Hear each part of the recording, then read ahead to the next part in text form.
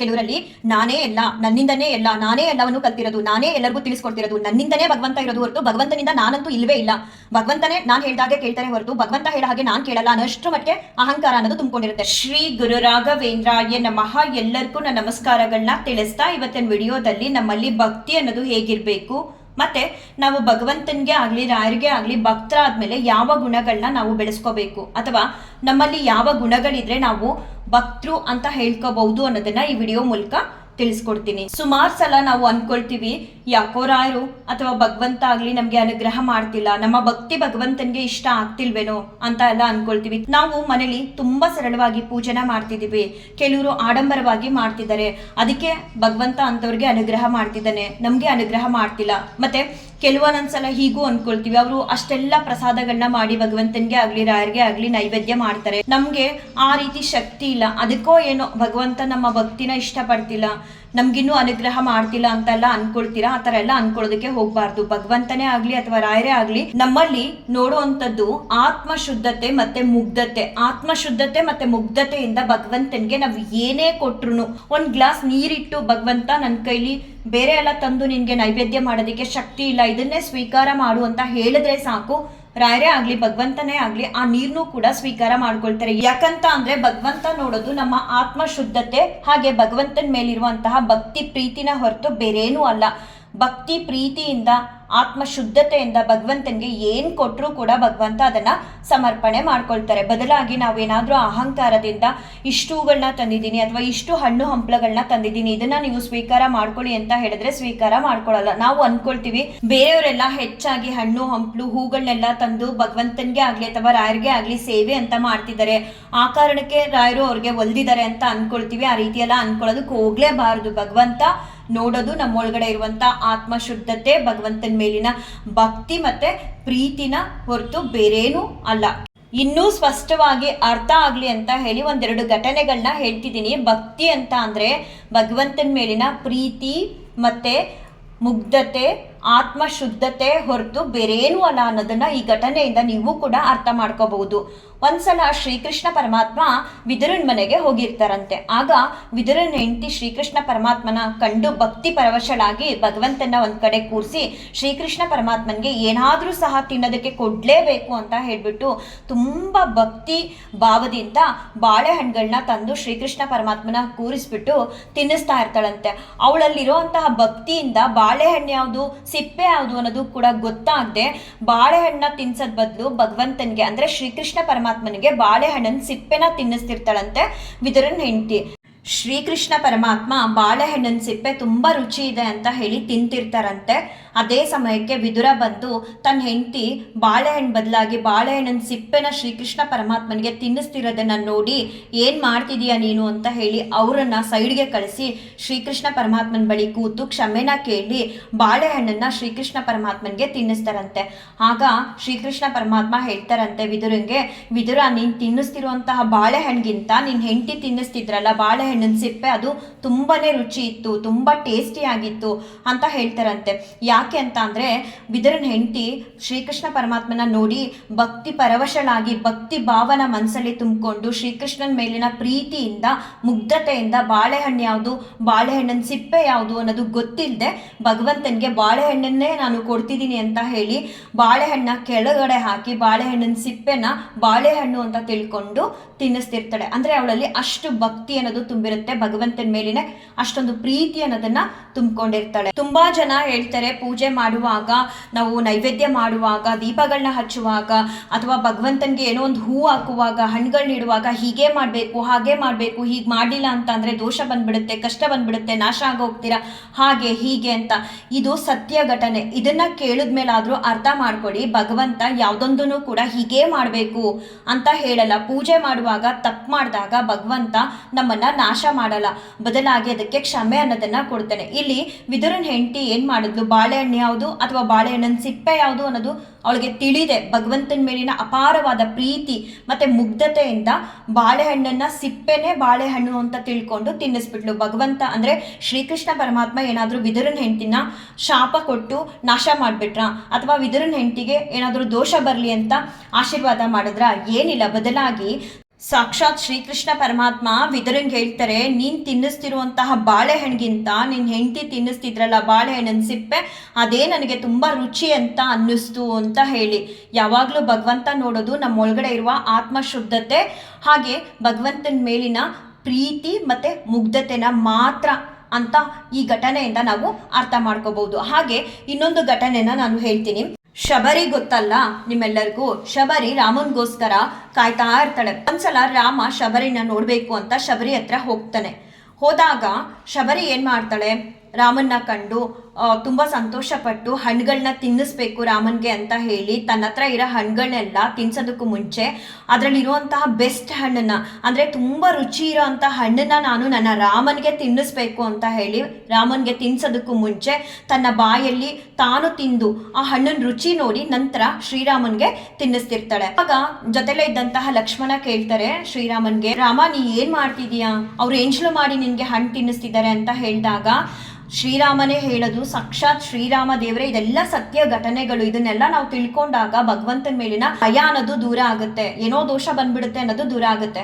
ಭಗವಂತ ಅಂದರೆ ಶ್ರೀರಾಮ ಹೇಳ್ತಾರೆ ಲಕ್ಷ್ಮಣನ್ಗೆ, ಶಬರಿ ನನಗೆ ಹಣ್ಣನ್ನ ತಿನ್ನಿಸ್ತಿದ್ದಾರಲ್ಲ, ನನಗೆ ಚೆನ್ನಾಗಿರೋದು ಸಿಗಬೇಕು, ರುಚಿ ಇರೋ ಹಣ್ಣನ್ನು ನಾನು ತಿನ್ನಿಸ್ಬೇಕು ಅನ್ನೋ ಪ್ರೀತಿ ಮತ್ತು ಮುಗ್ಧತೆಯಿಂದ ಆತ್ಮಶುದ್ಧತೆಯಿಂದ ನನಗೆ ತಿನ್ನಿಸ್ತಿದ್ದಾಳೆ, ಹಾಗಾಗಿ ನಾನು ತಿಂತಿದ್ದೀನಿ ಅಂತ ಶ್ರೀರಾಮ ದೇವರು ಕೂಡ ಹೇಳ್ತಾರೆ.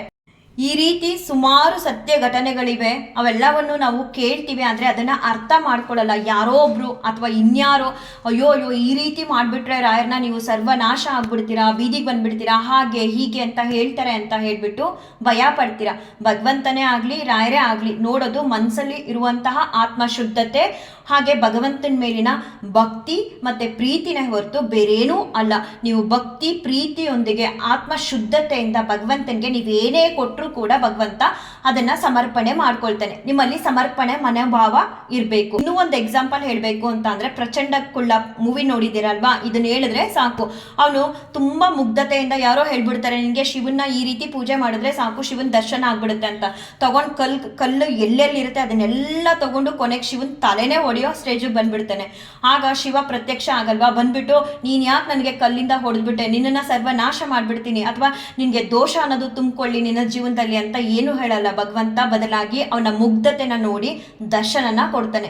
ಸಾಕಷ್ಟು ಈ ರೀತಿ ಘಟನೆಗಳಿದೆ. ಇದನ್ನು ನಾವು ಅರ್ಥ ಮಾಡಿಕೊಂಡು ಭಗವಂತನ ಮೇಲಿನ ಭಕ್ತಿ ಮತ್ತು ಪ್ರೀತಿನ ನಾವು ಬೆಳೆಸ್ಕೋಬೇಕು ಹೊರತು ಭಯ ಅಥವಾ ಏನೋ ಆಗ್ಬಿಡುತ್ತೆ. ಮೊನ್ನೆನೂ ಕೂಡ ನನಗೊಬ್ರು ಕಮೆಂಟಲ್ಲಿ ಕೇಳಿದ್ರು ಯಾಕೆ ಇಷ್ಟೆಲ್ಲ ಹೇಳ್ತಿದ್ದೀನಿ ಅಂತ ಅಂದರೆ, ಅವ್ರೇನೋ ಮುಡುಪು ಕಟ್ಟೋ ರಥನ ಮಾಡ್ತಿದ್ರಂತೆ, 5 ವಾರನೇನೋ ಅಥವಾ 5 ದಿನನೇನೋ ಮಾಡಿದ್ರಂತೆ. ಅವ್ರ ಹಸ್ಬೆಂಡು ರಾಯರ್ಗೆ ಅಂತ ಮಡಿಸಿರೋ ಹೂಗಳನ್ನ ತೊಗೊಂಡು ಹೋಗ್ಬಿಟ್ಟು ಮರದ ಕೆಳಗಡೆ ಹಾಕೋ ಸಮಯದಲ್ಲಿ ಪಾಪ ಅವರು ಮುಡುಪು ಕಟ್ಟಿದ್ರಲ್ಲ ಅದನ್ನು ಕೂಡ ತೊಗೊಂಡು ಹೋಗ್ಬಿಟ್ಟು ಮರದ ಕೆಳಗಡೆ ಹಾಕ್ಬಿಟ್ಟಿದ್ದಾರಂತೆ. ಇದರಿಂದ ಏನಾಗುತ್ತೆ ನನಗೆ ಪ್ಲೀಸ್ ರಿಪ್ಲೈ ಮಾಡಿ, ಏನಾಗುತ್ತೆ, ಏನಾದರೂ ತೊಂದರೆ ಆಗುತ್ತಾ ಹಾಗೆ ಹೀಗೆ ಅಂತ ಕೇಳಿದ್ರು. ಏನೂ ಆಗಲ್ಲ, ಎಲ್ಲವೂ ಕೂಡ ಭಗವಂತನ ಇಚ್ಛೆ. ಭಗವಂತನ ಮುಂದೆ ಈ ರೀತಿ ಆಗೋಯ್ತು. ಭಗವಂತನ ಗೊತ್ತಿಲ್ಲದೆ ಅದು ನಡೆದಿರಲ್ಲ, ಭಗವಂತನಿಗೆ ಗೊತ್ತಿರುತ್ತೆ. ನೀವು ಕೇಳ್ತಿರೋದು ಸಂತಾನ ಫಲಕ್ಕಾಗಲಿ ಅಥವಾ ನಿಮ್ಮ ಏನೇ ಕಷ್ಟ ಆಗಲಿ ಭಗವಂತನಿಗೆ ತಲುಪಿರುತ್ತೆ. ಈ ರೀತಿ ನಾವು ಮಾಡೋ ಸಮಯದಲ್ಲಿ ಹಿಂಗೆ ಎಡವಟ್ಟಾಗೋಯ್ತು, ನಾವು ಕಟ್ಟಿರುವಂತಹ ಮುಡುಪು ತೊಗೊಂಡೋಗಿ ಮರದ ಕೆಳಗಡೆ ಹಾಕ್ಬಿಟ್ರು ಏನೋ ಆಗ್ಬಿಡುತ್ತೆ ಅನ್ನೋ ಭಯ ಬೇಡ. ಬದಲಾಗಿ ಭಗವಂತನ ಮೇಲೆ ನಂಬಿಕೆ ಇರಲಿ, ಪ್ರೀತಿ ಇರಲಿ, ಹಾಗೆ ಭರವಸೆನ ಇಟ್ಕೊಳ್ಳಿ. ನಾವು ಕೇಳಿರೋಂಥದ್ದನ್ನು ರಾಯರು ಕೊಟ್ಟೇ ಕೊಡ್ತಾರೆ, ದೇವರು ಕೊಟ್ಟೇ ಕೊಡ್ತಾರೆ. ಯಾಕೆ ಕೊಡಲ್ಲ? ನೀವು ಕೇಳಿದ್ದೀರಾ ಅಂದಮೇಲೆ, ಕೇಳಿರೋದ್ರಲ್ಲಿ ನ್ಯಾಯ ಇದೆ ಅಂದಮೇಲೆ ಕೊಡ್ತಾರೆ. ಕಾಯಬೇಕು. ನಾವು ಮಾಡುವಂಥ ಪೂಜೆಯಲ್ಲಿ ಒಂಚೂರು ಸಣ್ಣ ಪುಟ್ಟ ತಪ್ಪಾಯಿತು ಅದರಿಂದ ಕೊಡಲ್ವೇನೋ ಆ ಥರ ಯಾವ ಯೋಚನೆಗಳನ್ನೂ ಕೂಡ ಮಾಡಬಾರ್ದು. ಇನ್ನು ಸುಮಾರು ಜನ ನಾವು ರಾಯರ ಪರಮ ಭಕ್ತರು, ನಾನು ರಾಯರಿಗೆ ಭಕ್ತೆ ಅಂತ ಎಲ್ಲ ಹೇಳ್ಕೊಳ್ತಿರ್ತಾರೆ. ನಾವು ಆ ರೀತಿ ಹೇಳ್ಕೊಳ್ಳೋದಕ್ಕೂ ಮುಂಚೆ ಈ ರೀತಿಯಾದ ಗುಣಗಳು ನಿಮ್ಮಲ್ಲಿದೆಯಾ, ನಿಮ್ಮಲ್ಲಿದ್ದರೆ ನೀವೇ ಪರಮ ಭಕ್ತರು ಅಂತ ಯಾರೂ ಕೂಡ ಸರ್ಟಿಫಿಕೇಟ್ ಮಾಡೋದು ಬೇಡ. ನಿಮಗೆ ಅನ್ನಿಸ್ಬಿಡುತ್ತೆ ನಿಮ್ಮಲ್ಲಿ ಏನಾದರೂ ಈ ರೀತಿ ಗುಣಗಳಿಲ್ಲ ಅಂತ ಅಂದರೆ, ನೀವೆಷ್ಟು ಬಾರಿ ನಾನು ಪರಮ ಭಕ್ತೆ ರಾಯರಿಗೆ ಅಥವಾ ಪರಮ ಭಕ್ತಳು ಅಂತ ಹೇಳ್ಕೊಂಡ್ರು ಅದು ವ್ಯರ್ಥನೆ ಅಂತ ನಾನು ತಿಳಿಸ್ಕೊಡ್ತೀನಿ. ಮೊದಲನೇದಾಗಿ ಭಕ್ತರಾದವರು ಬೇರೆ ಭಕ್ತರ ಬಗ್ಗೆ ಏನೂ ಕೂಡ ಮಾತಾಡೋದಕ್ಕೆ ಹೋಗಲ್ಲ. ಅವ್ರು ಹೀಗೆ ಪೂಜೆ ಮಾಡ್ತಿದ್ದಾರಾ ಆಡಂಬರವಾಗಿ, ಅಥವಾ ಅವರು ಈ ರೀತಿ ಸರಳವಾಗಿ ಮಾಡ್ತಿದ್ದಾರಾ, ಹೇಗೆ ಮಾಡ್ತಿದ್ದಾರೆ, ಈ ರೀತಿ ಅಲ್ಲ. ಇನ್ನೊಬ್ಬರು ಭಕ್ತರ ಭಕ್ತಿಯ ಬಗ್ಗೆ ಮಾತೇ ಆಡಲ್ಲ. ನಿಜವಾದ ಭಕ್ತರು, ಪರಮ ಭಕ್ತೆ ಅಂತ ಹೇಳ್ಕೊಳ್ಳೋರಲ್ಲಿ ಇರಬೇಕಾದಂತಹ ಗುಣ, ಇತರರ ಪೂಜೆ ಬಗ್ಗೆ, ಇತರರ ಭಕ್ತಿ ಬಗ್ಗೆ ಯಾವ ಮಾತು ಕೂಡ ಆಡಬಾರ್ದು. ಸೆಕೆಂಡ್ ಪಾಯಿಂಟ್, ಅಹಂಕಾರ. ನಿಜವಾದ ಪರಮ ಭಕ್ತರಾದವರಲ್ಲಿ ಅಹಂಕಾರ ಅನ್ನೋದೇ ಇರಲ್ಲ. ಕೆಲವರಲ್ಲಿ ನಾನೇ ಎಲ್ಲ, ನನ್ನಿಂದನೇ ಎಲ್ಲ, ನಾನೇ ಎಲ್ಲವನ್ನು ಕಲ್ತಿರೋದು, ನಾನೇ ಎಲ್ಲರಿಗೂ ತಿಳಿಸ್ಕೊಡ್ತಿರೋದು, ನನ್ನಿಂದನೇ ಭಗವಂತ ಇರೋದು ಹೊರತು ಭಗವಂತನಿಂದ ನಾನಂತೂ ಇಲ್ಲವೇ ಇಲ್ಲ.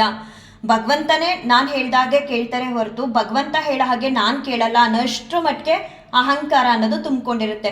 ನಿಜವಾದ ಭಕ್ತರಲ್ಲಿ ಅಹಂಕಾರ ಅನ್ನೋದೇ ಇರಲ್ಲ. ಮತ್ತೆ ಬೇರೆಯವ್ರಿಗೆ ಹೋಲಿಕೆ ಮಾಡ್ಕೊಳ್ಳೋದು, ನೋಡು ಭಗವಂತ ನನಗೂ ಅವ್ರಿಗೂ ಯಾವ ರೀತಿ ಇಟ್ಟಿದ್ದಾರೆ, ನನ್ನನ್ನು ನೋಡು ಹೀಗಿಟ್ಟಿದ್ದಾರೆ, ಅವ್ರನ್ನ ನೋಡು ಹಾಗಿಟ್ಟಿದ್ದಾರೆ ಅಂತ ಯಾವಾಗಲೂ ಹೋಲಿಕೆ ಮಾಡ್ಕೊಳ್ಳೋರು ಭಕ್ತರೇ ಅಲ್ಲ. ಅದು ರಾಯರ್ಗೆ ಆಗಲಿ ಭಗವಂತನಿಗೆ ಆಗಲಿ. ನಿಜವಾದ ಭಕ್ತರಲ್ಲಿ ಯಾವ ಅಹಂಕಾರ ಗುಣಗಳು ಕೂಡ ಇರಲ್ಲ. ಮತ್ತು ಬೇರೆಯವ್ರನ್ನ ಅಥವಾ ಬೇರೆಯವ್ರಿಗೆ ಯಾವಾಗಲೂ ಕೂಡ ತಮ್ಮನ್ನ ತಾವು ಟ್ಯಾಲಿ ಮಾಡ್ಕೊಳ್ಳಲ್ಲ, ಅಂದರೆ ಹೋಲಿಕೆ ಮಾಡ್ಕೊಳ್ಳೋಕ್ಕೆ ಹೋಗಲ್ಲ. ತಾವಾಯಿತು, ತಮ್ಮ ಸೇವೆ ಆಯಿತು, ಭಗವಂತ ಆಯಿತು ಅಂತ ಇರ್ತಾರೆ.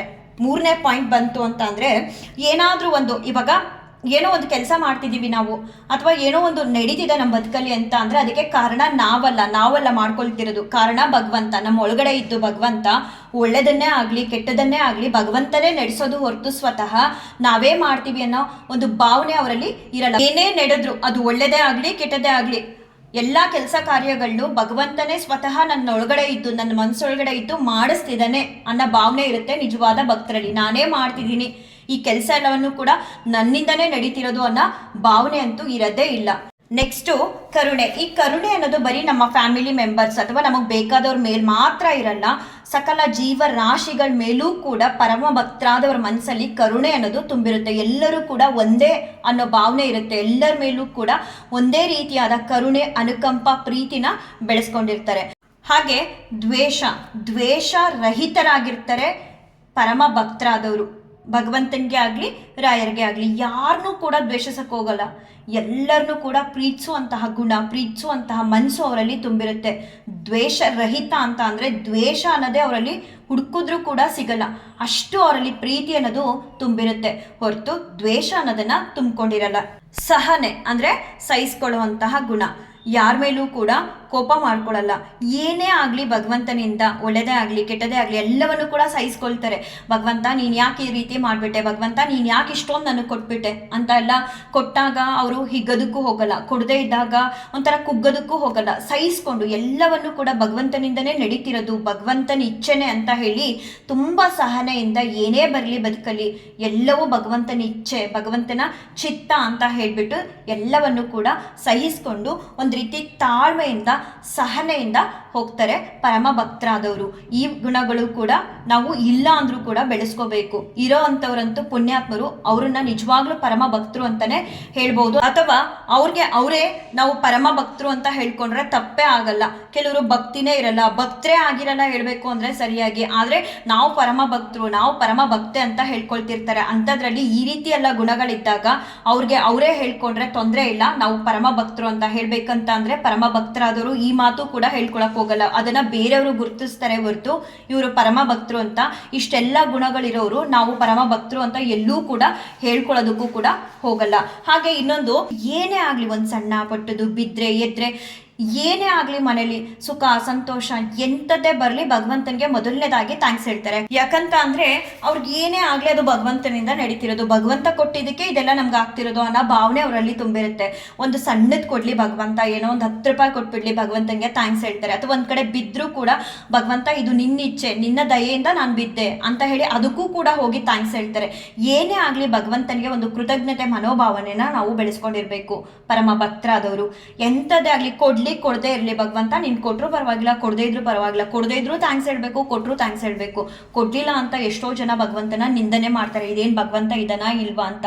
ಭಗವಂತ ನಮಗೆ ಬದುಕೋದಿಕ್ಕೆ ಅಂತ ಜೀವನ ಕೊಟ್ಟಿದ್ದಾನಲ್ವಾ, ಈ ದೇಹಕ್ಕೆ ಜೀವ ಅನ್ನೋದನ್ನ ತುಂಬಿ ಭೂಮಿ ಮೇಲೆ ಕಳಿಸಿದಾನಲ್ವಾ, ಇದಕ್ಕಿಂತ ಇನ್ನೇನು ಬೇಕು. ಪ್ರತಿನಿತ್ಯ ನಾವು ಹೇಳಬೇಕು ಅಂತ ಅಂದ್ರೆ ಎದ್ದಾಗ ಭಗವಂತನಿಗೊಂದು ಥ್ಯಾಂಕ್ಸ್ ಹೇಳ್ಬೇಕು, ಮಲಗೋದಕ್ಕೂ ಮುಂಚೆ ಭಗವಂತನಿಗೊಂದು ಥ್ಯಾಂಕ್ಸ್ ಹೇಳ್ಬೇಕು. ಈ ಜೀವನ ಈ ದೇಹದಲ್ಲಿ ಇಟ್ಕೊಂಡು ನಾವು ಬದುಕ್ತಿರೋದೇ ಹೆಚ್ಚು. ಇನ್ನು ಅದರಲ್ಲಿ ಇಂಥದ್ದೇ ಬೇಕು ಇಂಥದ್ದು ಕೊಡ್ಲಿಲ್ಲ ಆ ರೀತಿ ಏನು ಕೂಡ ಹೇಳೋದಕ್ಕೆ ಹೋಗ್ಬಾರ್ದು. ಭಗವಂತ ನೆಮ್ಮದಿ ಅನ್ನೋದನ್ನ ಕೊಡು, ನನ್ನ ಕೈಲಿ ಸಾಧ್ಯ ಆದಷ್ಟು ಒಳ್ಳೆ ಕೆಲಸಗಳನ್ನ ಮಾಡಿಸುವಂತ ಹೇಳಿ ಭಗವಂತನಿಗೆ ಸದಾ ನಾವು ಚಿರಋಣಿ ಅಂತ ಹೇಳ್ತೀವಲ್ಲ, ಆ ರೀತಿ ಥ್ಯಾಂಕ್ಸ್ಫುಲ್ನ ಪ್ರತಿಯೊಂದು ವಿಚಾರದಲ್ಲೂ ಹೇಳ್ತಾ ಹೋಗ್ಬೇಕು. ಸುಖ ದುಃಖ ಏನೇ ಬರಲಿ ಎಲ್ಲವನ್ನೂ ಕೂಡ ಸಮನಾಗಿ ತಗೊಂಡು ಭಗವಂತನ ನಾಮಸ್ಮರಣೆನ ಮಾಡ್ತಾ, ಭಗವಂತನ ಚಿಂತನೆನ ಮಾಡ್ತಾ, ಭಗವಂತನ ಧ್ಯಾನದೊಂದಿಗೆ ಪ್ರತಿದಿನ ಪ್ರತಿ ಕ್ಷಣನ ಪರಮ ಭಕ್ತರಾದವರು ಕಲಿತಿರ್ತಾರಂತೆ. ನನಗೆ ಗೊತ್ತಿರೋ ಅಷ್ಟು ಭಕ್ತಿಯ ಬಗ್ಗೆ ಹಾಗೆ ಭಕ್ತರ ಗುಣಲಕ್ಷಣಗಳ ಬಗ್ಗೆ ತಿಳಿಸ್ಕೊಟ್ಟಿದ್ದೀನಿ. ಎಲ್ಲರಿಗೂ ಒಳ್ಳೇದು ಮಾಡಲಿ, ಎಲ್ಲರನ್ನೂ ಕಾಪಾಡಲಿ ರಾಯರು ಅಂತ ರಾಯರ ಹತ್ರ ಬೇಡ್ಕೊಳ್ತಾ ಈ ಒಂದು ವಿಡಿಯೋನ ಏನು ಮಾಡ್ತೀನಿ. ಶ್ರೀ ಕೃಷ್ಣಾರ್ಪಣ ಮಸ್ತು, ಶ್ರೀ ಕೃಷ್ಣಾರ್ಪಣ ಮಸ್ತು, ಶ್ರೀ ಕೃಷ್ಣಾರ್ಪಣ ಮಸ್ತು.